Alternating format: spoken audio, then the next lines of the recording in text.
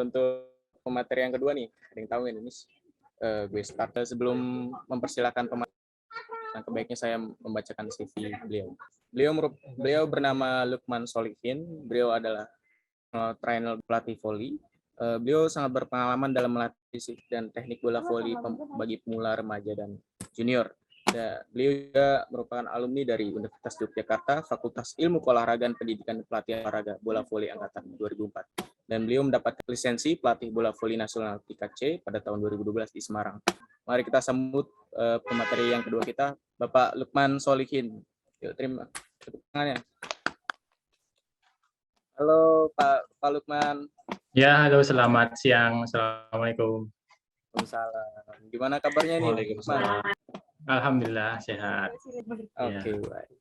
Sebelumnya terima kasih kepada Pak Lukman sudah berkenan hadir pada siang hari ini. Baik. Sesi selanjutnya adalah pemaparan materi yang kedua. Untuk itu saya udah ya, siap. Ya. Saya persilakan pada Pak Lukman untuk memaparkan materi. Silakan, Pak. Baik. Terima kasih atas waktu yang diberikan kepada saya. Sungguh sesuatu kehormatan dan kebanggaan tersendiri bagi saya bisa berbagi informasi tentang latihan fisik dan teknik bola voli pada teman-teman di sini ya. Sebenarnya baru pertama kali ya saya bisa berbagi workshop seperti ini pada teman-teman semua. Mungkin ada yang baru melihat saya di sini ya. Ada yang kita langsung saja ya berbicara tentang bola voli ya. Bola voli di Indonesia saat ini semakin berkembang. Banyak klub yang memiliki atlet berbakat. Oleh karena itu, latihan fisik dan teknik menjadi sangat penting, terutama di masa pandemi seperti saat ini. Meskipun ada sebagian yang sudah berlatih di lapangan, tapi ada juga masih belum berani atau masih berada di rumah. Bahkan mungkin masih malas-malasan buat latihan sendiri ya. Nah, bagi yang masih berada di rumah atau belum latihan sama sekali, kita tetap harus bisa menjaga performa, yaitu caranya dengan latihan mandiri ya. Dengan latihan fisik dan teknik secara mandiri, atlet bisa tetap menjaga kondisi fisiknya dengan baik. Nah, oleh karena itu, atlet juga harus bisa membuat program latihan sendiri. Meskipun itu hanya sederhana ya program latihan tersebut. Program latihan ini bisa kita sesuaikan dengan kesibukan atau kegiatan masing-masing. Untuk frekuensi latihan, 3-5 kali dalam 1 minggu. Kemudian dalam satu sesi latihan, waktu yang dibutuhkan juga tidak terlalu lama. 30-45 menit itu sudah cukup untuk latihan fisik maupun teknik ya. Dan yang perlu kita perhatikan saat latihan, yaitu yang paling utama adalah keselamatan ya. Kenapa demikian? Karena kalau kita latihan asal-asalan, kemungkinan cedera itu lebih tinggi ya.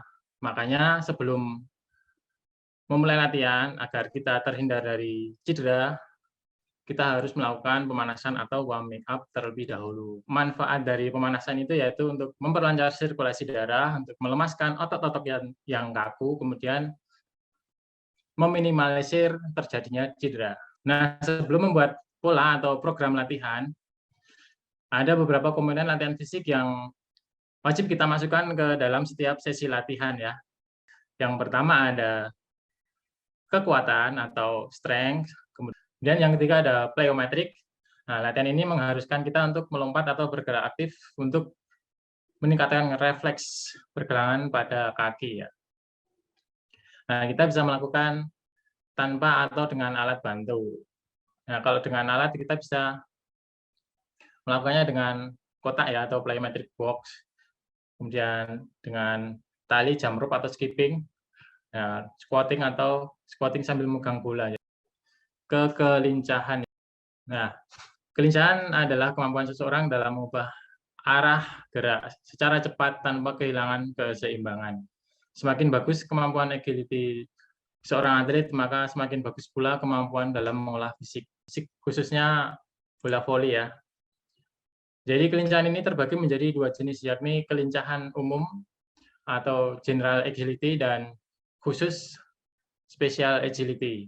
Jadi kelincahan seseorang untuk menghadapi olahraga secara umum, menghadapi situasi dan lingkungan disebut kelincahan umum atau general agility. Nah, sementara untuk kelincahan khusus atau special agility adalah kelincahan seseorang yang digunakan untuk melakukan kegiatan olahraga khusus dalam cabang olahraga tertentu.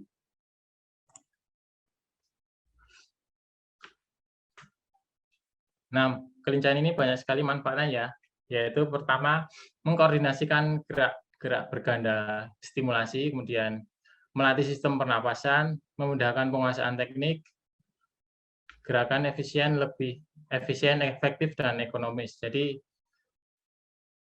saat kita berada di lapangan, kita bisa menjangkau bola-bola sulit. Nah, contoh latihan kelincahan atau agility yaitu lari salteran atau lari bolak-balik ya. Salteran dilakukan secepat mungkin ya, sebanyak 6-10 kali dari titik A ke titik B maupun ke titik lainnya ya. Dan arah antar titik tidak terlalu panjang atau tidak terlalu lebar, cukup 4-6 meter saja ya. Dan yang kedua, lari zigzag. Lari zigzag kita bisa menggunakan cone ya, larinya ke samping kanan kiri dan seterusnya. Dan yang ketiga dengan lompat tangga atau agility ladder. Kita lanjut ke daya tahan atau endurance.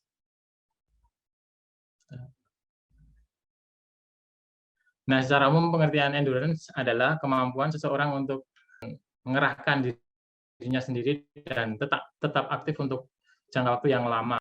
Jadi dengan kata lain, kemampuan seseorang dalam melaksanakan gerak dengan seluruh tubuh dalam waktu yang relatif lama dengan tempo dan frekuensi sedang sampai cepat tanpa mengalami rasa sakit serta kelelahan yang berarti. Dalam bola voli sangat penting sekali ya, karena kita main itu tidak cuma sampai 3 set, kita main sampai 5 set kalau lawan kita berat ya. Nah, mengutip dari Sportlizer, endurance dalam dunia olahraga dibagi menjadi 2 macam, yaitu general endurance atau basic endurance dan daya tahan spesial atau special endurance. Jadi general endurance adalah kemampuan seseorang untuk melawan kelelahan yang timbul akibat beban latihan dengan intensitas rendah dan menengah. General endurance ini penting ya, bisa diterapkan dalam olahraga bola voli. Karena ini bola voli termasuk olahraga permainan dan membutuhkan waktu yang relatif lama. Jadi kemudian yang kedua ada special endurance. Special endurance atau daya tahan spesial adalah kemampuan atlet untuk melawan rasa lelah akibat beban latihan dengan intensitas maksimal. Jadi ini contohnya daya tahan otot ya. Nah, jenis latihan fisik untuk meningkatkan daya tahan ini yang pertama yaitu latihan otot. Nah, latihan otot contoh aktivitas fisik meningkatkan daya tahan yaitu push up, sit up, plank, squat. Gerakan-gerakan ini bisa dilakukan di rumah. Kita bisa menggunakan dengan metode sirkuit training, merupakan suatu program latihan yang di dalamnya terdiri dari 6-15 pos atau stasiun, ya, dengan tanpa atau jeda. Jadi tanpa jeda atau istirahat yang singkat, seperti itu. Nah, kemudian yang kedua, jogging atau lari. Nah, kalau ini mudah ya, siapa saja bisa melakukan. Nah, jenis olahraga ini ringan ya, seperti jogging atau lari, cukup 15-20 menit, 30 menit ya. Bisa membantu meningkatkan daya tahan tubuh kita. Nah, kita lanjut ke komponen latihan teknik bola voli ya. Yang pertama yaitu teknik dasar passing bawah. Nah, passing bawah merupakan sebuah gerakan atau teknik menerima bola dengan menggunakan kedua lengan atau kedua tangan, diayunkan maksimal setinggi bahu ya. Jadi dari pinggang setinggi bahu. Ini mungkin sudah banyak pada tahu ya definisinya. Nah, kemudian untuk variasi latihan saat kita berada di rumah, latihannya bisa underhand wall pass atau passing bawah ke tembok, kemudian passing bawah ke atas, lalu ke tembok.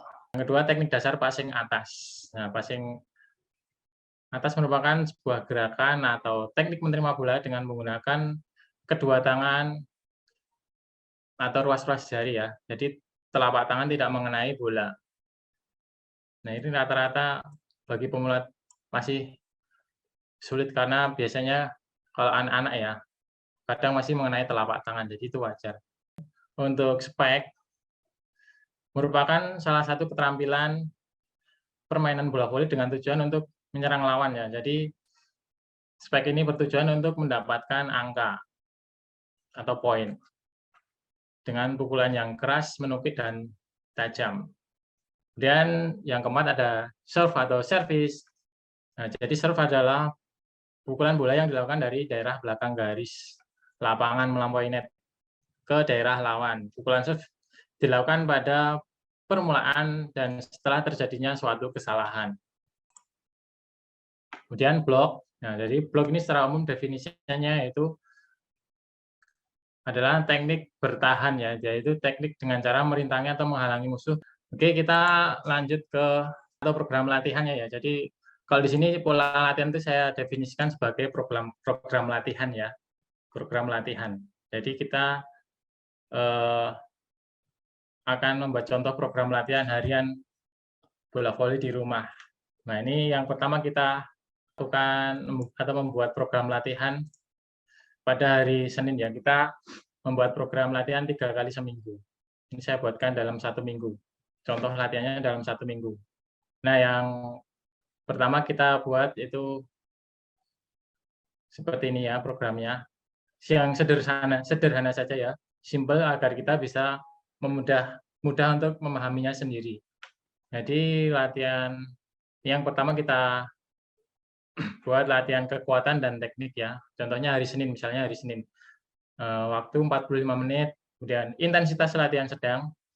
Nah, peralatan kita menggunakan dumbbell set, matras, dan bola voli.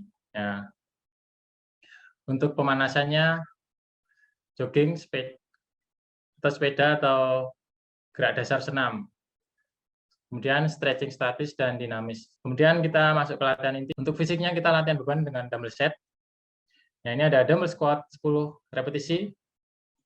Kemudian dumbbell lunge 10, dumbbell calf raise, dumbbell shoulder press, weighted sit up, dumbbell deadlift, dumbbell overhead tricep, dumbbell push up, yang terakhir dumbbell push up. Ya, jadi semuanya 10 repetisi dengan gerakan lambat sampai sedang ya, tidak terlalu cepat.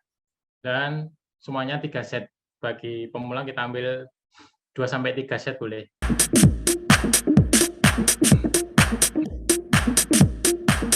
Nah, seperti ini ya. Jadi punggung mungkin bisa di-pause sebentar. Di-pause. Ya. Punggung pertama kita pegang dumbbell di kedua lengan, megang dumbbell. Taruh di bahu ya. Seperti ini, kemudian punggung lurus atau punggung bagian bawah lurus, perut dikunci, kaki dibuka selebar bahu. Kemudian saat pelaksanaan pas ke bawah, tarik nafas, kemudian saat ke atas, buang nafas. Lakukan gerakan nafas sesuai irama gerakan ya, untuk atur nafasnya sesuai irama gerakan. Ya, lanjut. Silakan diputar. Nah, seperti ini. Ya, kita bisa turunnya bisa full ataupun lututnya bisa ditekuk 90 derajat. Nah, seperti itu. Nah, yang kedua ini ya, dumbbell lunge. Seperti ini. Posisi tegak. Nah, ini kita langsung gantian nggak apa-apa. Jadi langsung gantian. Kaki ditekuk 90 derajat ke depan maupun belakang ya. Pandangan ke depan. Kedua lengan memegang dumbbell seperti ini ya. Punggung dan perut tetap dikunci. Untuk pernapasan sama. Lanjut kita ke dumbbell calf raise. Kedua dumbbell kita taruh di bahu seperti ini. Kemudian kaki bisa rapat ataupun dibuka selebar bahu. Kita cukup melakukan gerakan naik turun seperti ini ya, jinjit. Ya, istilahnya jinjit. Jadi tumitnya diangkat kemudian turun. Saat turun diusahakan tidak menyentuh lantai. Kedua tumit tidak menyentuh lantai. Untuk pernafasan semuanya sama. Jadi saat beban terangkat, buang nafas. Saat kita turun, tarik nafas. Seperti itu. Punggung dan perut tetap dikunci ya. Ya, seperti ini gerakannya.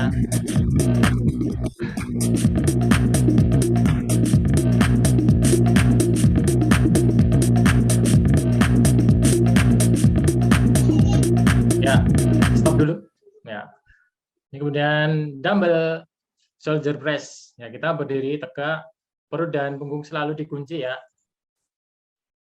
Kaki dibuka selebar bahu untuk menjaga keseimbangan. Kemudian kedua tangan memegang dumbbell, pandangan ke depan.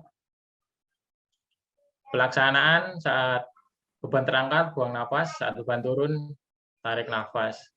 Nah, kemudian usahakan selalu melakukan latihan ini dengan benar ya. Jadi kita nggak usah terburu-buru. Lakukan dengan pelan-pelan dulu jika belum bisa. Ya, silakan di play. Ya, seperti ini gerakannya. Ya.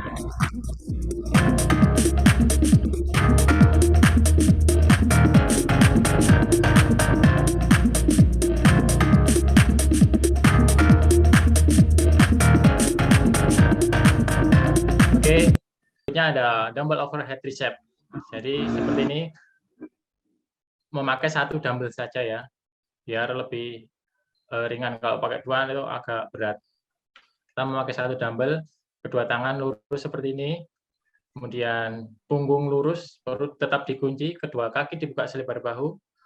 Nah, saat pelaksanaan, dumbbell turun di belakang kepala ya. Ini kedua siku ditekuk di belakang kepala. Yuk, silakan di play. Dan di belakang kepala dorong ke atas. Ya.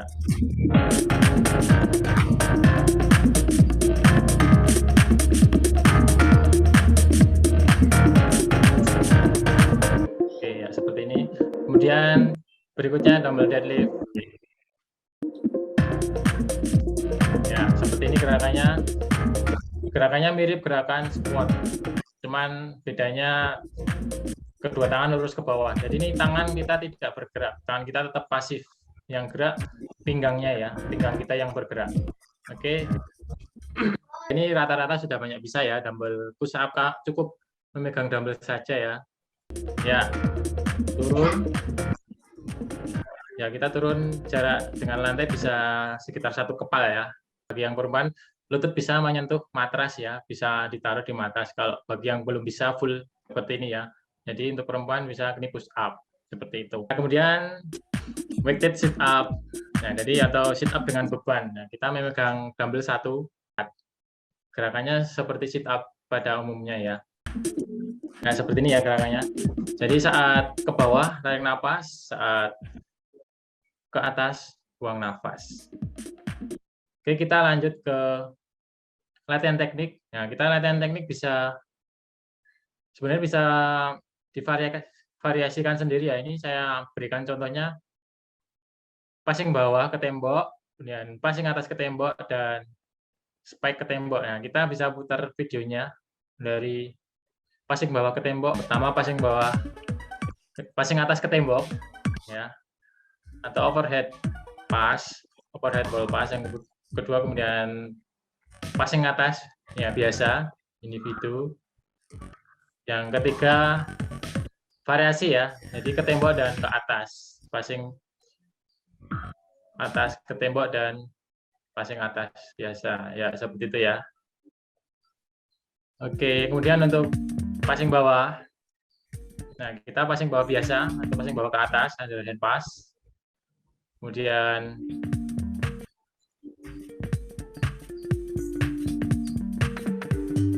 yang kedua underhand wall pass atau passing bawah ke tembok.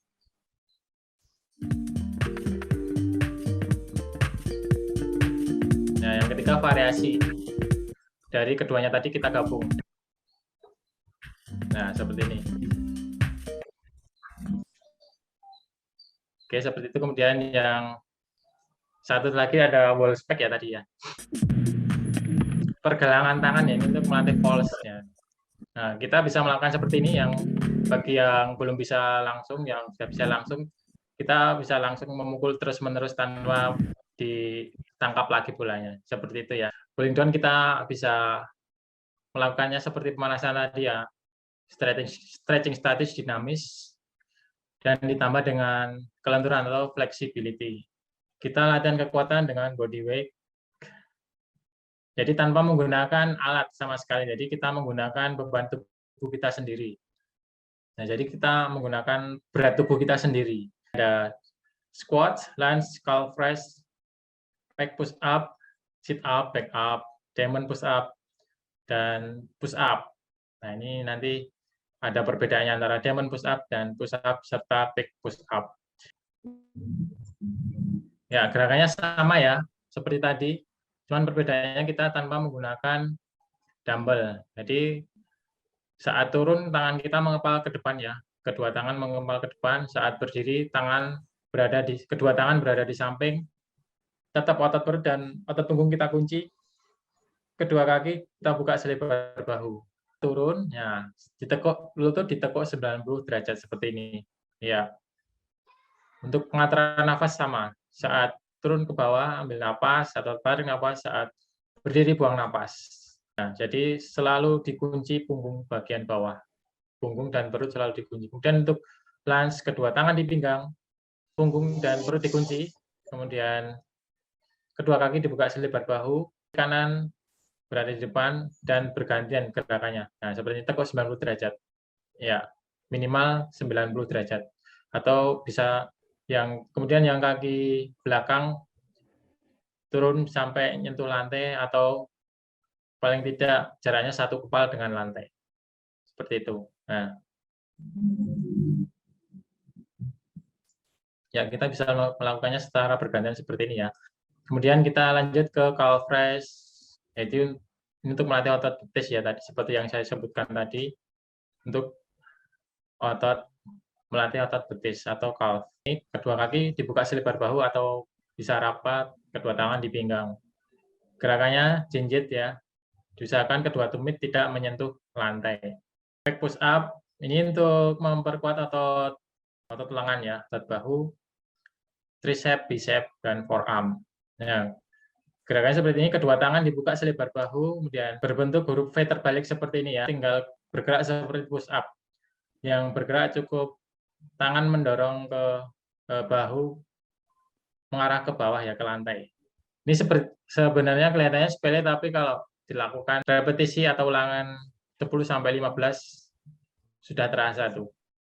Nah, kemudian untuk sit up seperti pada umumnya ya, kita tidak memegang dumbbell, kedua tangan bisa berada di depan ataupun kita memegang kepala seperti ini ya, atau megang telinga boleh.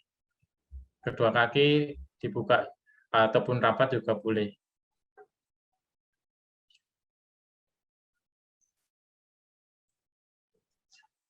Kemudian untuk push up ya, sama gerakannya, kedua tangan buka selebar bahu, saat turun tekuk minimal 90 derajat, kemudian siku mengarah ke belakang ya, bukan ke samping. Nanti kalau kita ke samping, risiko cedera bahu itu tinggi ya, kemungkinan cedera di bahu, bagian bahu itu besar ya. Jadi usahakan siku tidak melebar ke samping, tapi usahakan siku mengarah ke belakang, bukan ke samping ya, bukan mengarah keluar. Jadi arahnya ke dalam.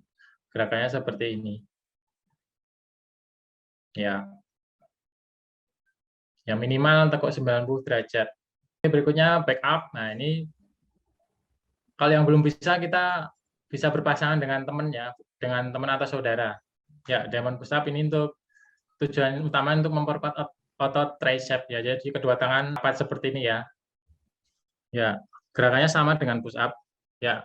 Untuk bagian latihan kekuatan tadi, untuk yang body weight, tujuan atau sasaran latihan ototnya sama dengan yang pertama tadi ya. Jadi untuk keseluruhan otot tubuh ya. Jadi dari atas sampai ke bawah itu terkena semua sasarannya ya, kena semua. Berikutnya kita latihan kecepatan ya dan teknik ditambah dengan plyometrika. Untuk intensitas latihan sedang, peralatannya pancang atau gawang atau obstacle ya. Bisa sembarang ini. Untuk pancang ini nanti kita gunakan untuk plyometrik. Dan berikutnya latihan inti kita ke sprint ya, 10-15 meter, 5 repetisi. Jadi sekali melakukan sprint 10 meter, kita istirahat 1 menit. Jadi sprint 10 sampai 15 meter, kita istirahat 1 menit.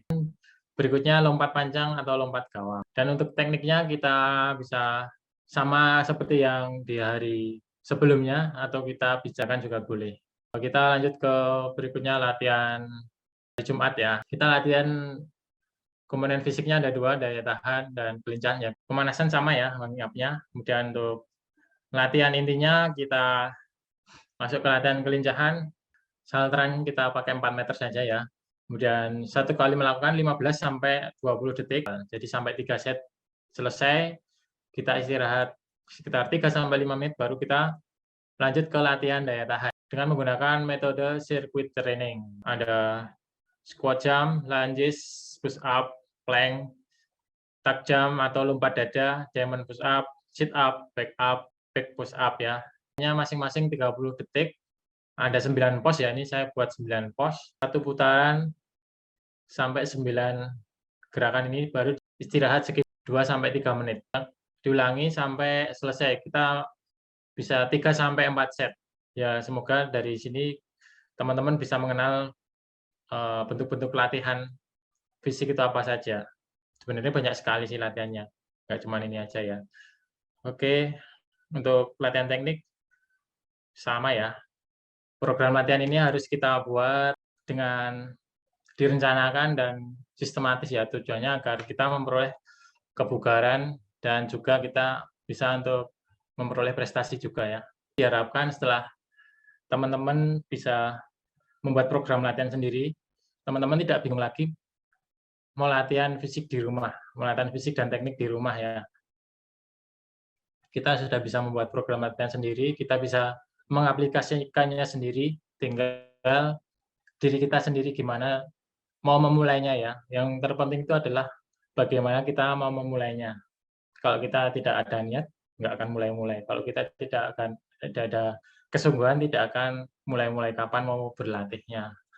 Seperti itu. Mungkin di sini teman-teman ada yang belum berlatih sama sekali, silakan mulai sekarang berlatih ya. Tidak cuman latihan di lapangan saja. Kalau latihan di lapangan saja sudah banyak ya, teman-teman yang di lapangan saja tanpa latihan fisik sudah banyak. Tapi bagi teman-teman yang memang pengen berprestasi, harus berlatih dengan direncanakan ya, dengan pola atau diprogramkan. Harus mempunyai program latihan sendiri. Kan program latihan kan kalau di klub ya pasti sudah dibuatkan oleh pelatih. Kalau di rumah kan kita ya paling tidak bisa membuat program mandiri. Kalau memang belum bisa membuat program sendiri, teman-teman bisa bertanya ke pelatih masing-masing ya. Jadi harapan saya ya di sini teman-teman yang belum atau sama sekali mengetahui tentang program latihan bisa paham dan bisa memahami dan mengerti cara membuat program latihan meskipun sangat sederhana sekali ini. Ya semoga teman-teman bisa memahami dan bisa mengaplikasikannya di yang tidak dalam sekali latihan sudah bisa membuat program sendiri. Nah, mungkin itu yang bisa saya sampaikan. Semoga materi ini bisa bermanfaat bagi teman-teman yang belum sama sekali membuat program latihan, bisa mulai sekarang bisa membuat program latihan sendiri. Terima kasih. Silakan yang mau bertanya. Oke, baik. Terima kasih Pak Lukman. Hebat banget ya teman-teman materi yang dibawakannya. Untuk sesi selanjutnya ini ada sesi tanya jawab. Seperti biasa, saya beri kesempatan untuk 3 orang terlebih dahulu. Silakan yang ingin bertanya boleh langsung tulis di kolom chat dan sebutkan nama dan instansi. Silakan. Ada pertanyaan yang pertama, Pak, dari Salwa Naila Jinan. Dari UIN Wali Songo Semarang. Seperti yang sudah dijelaskan tadi tentang jenis-jenis latihan fisik, pertanyaannya adalah bagaimana cara mengatur pernafasan yang baik pada saat melakukan latihan fisik tersebut. Ya, silakan Pak Lukman. Silakan. Oh ya, untuk pernafasannya mudah sekali ya. Intinya seperti yang saya sebutkan tadi, untuk latihan pernafasan kita sesuaikan dengan gerakan. Sebenarnya hampir semua pernafasan sama dalam setiap gerakan. Kita ambil contoh yang simpel, kita ambil contoh sit up ya. Jadi untuk sit up, pernafasannya pas saat kita turun, kan posisinya duduk ya, dari duduk, turun, itu kita tarik nafas, kemudian saat kita bangun atau kembali ke posisi duduk, kita buang nafas. Kemudian untuk pernafasan kita ikuti iramanya sesuai gerakan. Misalnya kita pelan, ya gerakannya pelan. Untuk pernafasan misalnya turun pelan-pelan, tarik nafas, kemudian naik, buang nafas pelan-pelan. Seperti itu. Kalau cepat, sama tarik nafasnya cepat, saat ke atas juga cepat. Jadi seperti itu, simpel sekali sih sebenarnya untuk latih pernapasan ya. Jadi diusahakan jangan terbalik agar kita tidak terengah-engah saat melakukan gerakan tersebut. Nah, seperti itu, semoga jawabannya membantu. Terima kasih. Oke, baik. Terima kasih Pak Lukman. Semoga bisa dipahami. Iya. Berikutnya ada nih pertanyaan dari teman kita. Program untuk pemula biar atlet tidak bengong pada waktu passing bawah atau latihan dengan cara apa yang tepat nih, Pak? Jadi kalau saat berlatih ya kita harus fokus ya. Kita tidak boleh lihat kiri kanan. Bahkan kalau kita nggak fokus kan otomatis kita melamun ya. Jadi diusahakan ya kalau pas berlatih ya di lapangan harus fokus. Jadi intinya pas saat latihan ya kita tetap fokus ke latihan passing tersebut ya. Kalau misalnya latihan sendiri, seperti yang saya sebutkan tadi, latihan passing bawahnya kita passing bawah ke tembok, kemudian agar lebih fokus lagi, latihan dengan menggunakan target atau sasaran. Jadi kita latihan passing bawah ke tembok dengan target sasarannya yaitu sebuah kotak ya. Kita bisa menggunakan plester atau kita gambar pakai kapur temboknya ya. Dengan kotak persegi ya, kotak persegi bola kita arahkan ke dalam kotak tersebut. Jadi seperti itu. Oke, baik. Ya. Terima kasih Pak Lukman. Berikut ada pertanyaan lagi dari teman kita, dari Maritza Oki, dari Win Wali Songo Semarang. Izin bertanya, sejujurnya saya belum bisa bermain bola voli.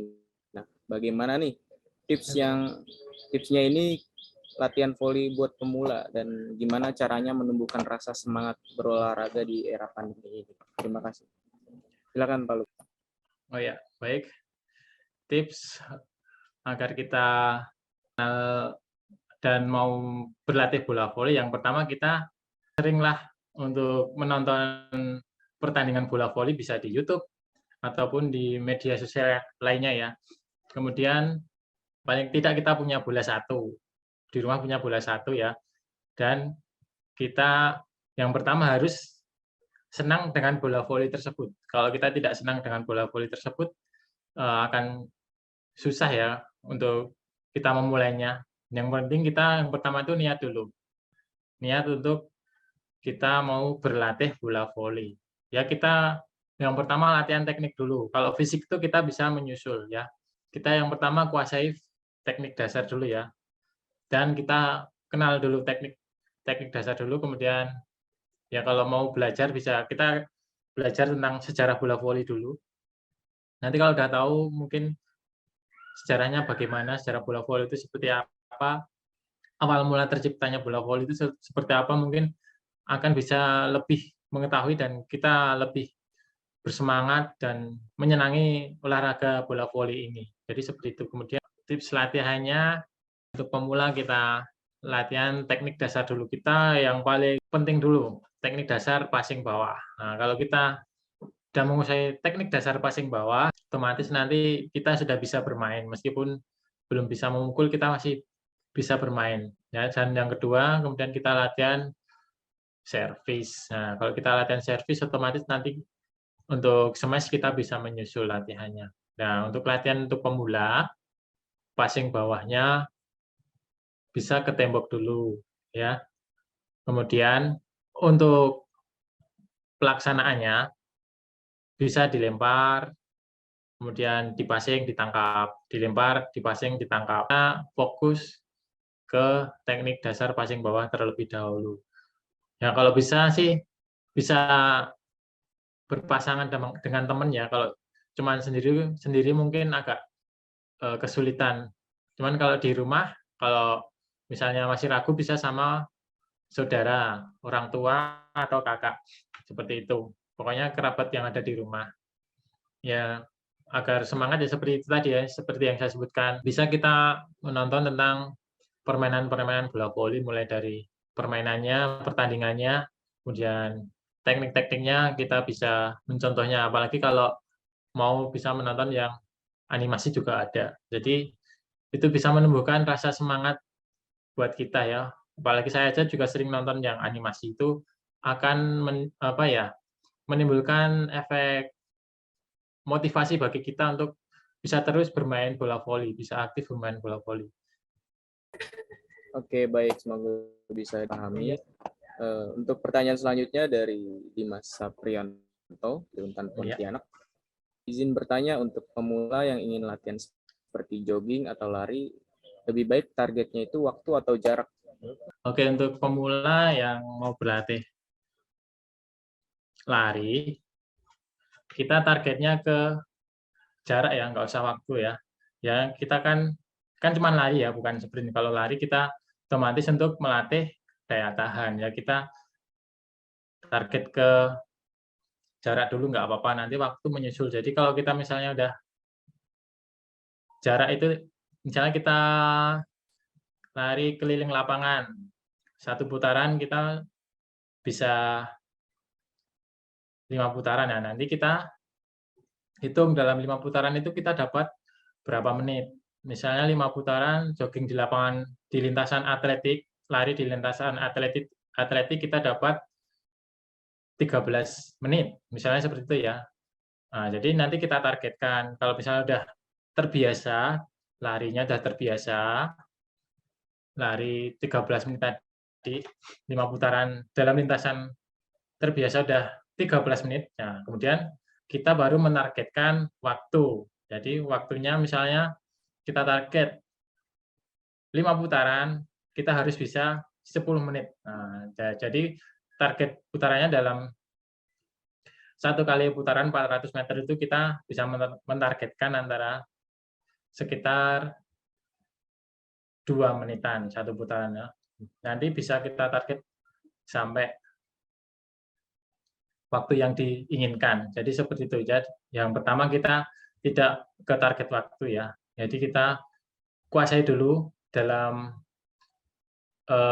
misalnya 5 putaran tadi, bisa menguasai nggak jogging terus-menerus tanpa ada jalan, tanpa berhenti ya. Jadi kita harus konsisten jogging terus, jangan sampai ada jalan.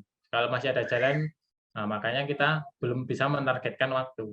Ya, kalau mau mentargetkan waktu, kita harus bisa jogging atau lari dengan konsisten. Nah, itu baru kita bisa mentargetkan waktu kalau sudah bisa jogging atau lari dengan konsisten, tidak ada jalan sama sekali atau tidak ada istirahat sama sekali. Jadi seperti itu. Ya, oke, baik. Terima kasih Pak Lukman. Semoga bisa dipahami. Ini Mas Priyono ingin bertanya lagi nih Pak. Oh ya. Apakah latihan sendiri bisa membuat anak cepat berkembang daripada masa bersama teman-temannya? Ya, baik. Bagi anak-anak, kalau masih pemula, tetap harus didampingi ya. Tidak bisa latihan sendiri. Kalau misalnya latihan sendiri mungkin bisa berkembang, tapi ya tetap tidak bisa maksimal. Kalau saran saya sih tetap harus ada pendamping. Yang minimal orang tua. Minimal orang tua. Kalau misalnya orang tua sibuk ya kalau bisa privat. Seperti itu sih harapannya agar anak tersebut tetap termotivasi. Kadang soalnya kalau latihan sendiri itu pasti timbul rasa bosan dan rasa jenuh. Jadi mungkin bisa didamping orang tua ataupun mendatangkan privat agar latihan itu bisa menyenangkan dan tidak membosankan, karena kalau latihan bola voli itu harus dibuat menyenangkan ya, semenyenangkan mungkin ya, karena olahraga ini kan olahraga permainan.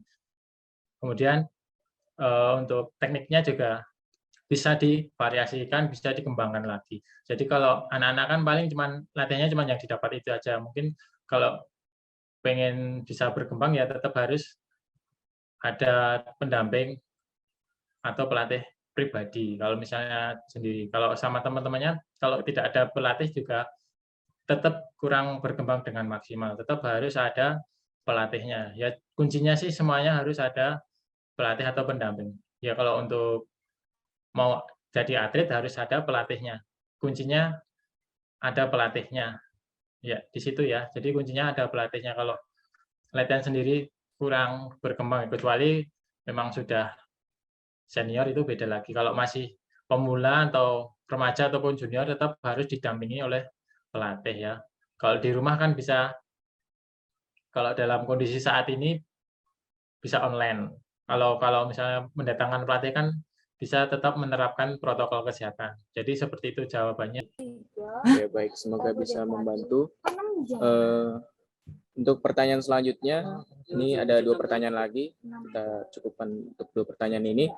Baik, untuk pertanyaan selanjutnya dari Mas Bagus Khalilur Rahman dari UIN Wali Songo Semarang.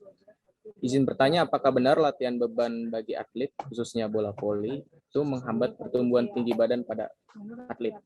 Oh Ya, ya. silakan. Ya, baik, terima kasih. Ini pertanyaan yang bagus sekali. Kemarin saya habis melihat juga ya perkembangan dari saya tunjukkan aja seorang artis ya. Ini tentang latihan beban, apakah memang ini banyak yang berpikiran bahwa latihan beban itu bisa menghambat pertumbuhan. Sebenarnya itu tidak benar ya, kurang tepat. Karena latihan beban itu kan kita bisa membentuk massa otot dan memperkuat sendi, memperkuat tulang juga. Jadi otomatis latihan beban tidak akan menghambat pertumbuhan. Contohnya ya, ini saya berikan contohnya si anaknya Deddy Corbuzier itu dari usia 10 tahun dia sudah berlatih latihan beban ya, dia udah latihan beban. Dia sekarang usianya 15 tahun. Kemudian tingginya sudah 187 cm. Itu 15 tahun ya. Itu dia latihan beban dari umur 10 tahun. Ya, mungkin ini banyak yang bertanya kok bisa ya. Ya, jadi selain latihan beban kan kita nggak mungkin latihan beban saja ya. Tapi kita juga harus menerapkan pola hidup sehat seperti yang saya sebutkan tadi.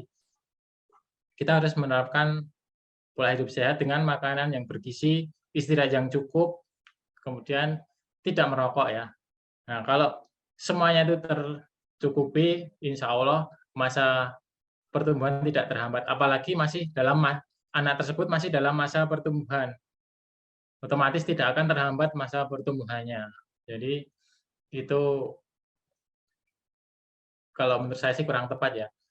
Tetap boleh latihan beban, yang penting gerakannya benar, tekniknya benar, harus didampingi ya. Tidak boleh latihan sendiri. Kalau latihan sendiri, ya kemungkinan cedera nanti. Jadi kalau misalnya cedera ya mungkin bisa menghambat pertumbuhan. Tapi kalau tidak cedera, insya Allah tidak akan menghambat pertumbuhan. Kalau untuk latihan beban, kalau masih pemula harus didampingi, tidak boleh latihan sendiri, ya, agar gerakan tersebut bisa, kalau terjadi kesalahan bisa dikoreksi ya, bisa kalau ada pendampingnya juga bisa diawasi gerakan tersebut benar ataupun salah. Jadi usahakan kalau latihan beban harus ada pendampingnya, tidak boleh latihan sendiri. Seperti itu, semoga bisa dimengerti. Oke, baik. Terima kasih Pak Lukman. Semoga bisa dipahami.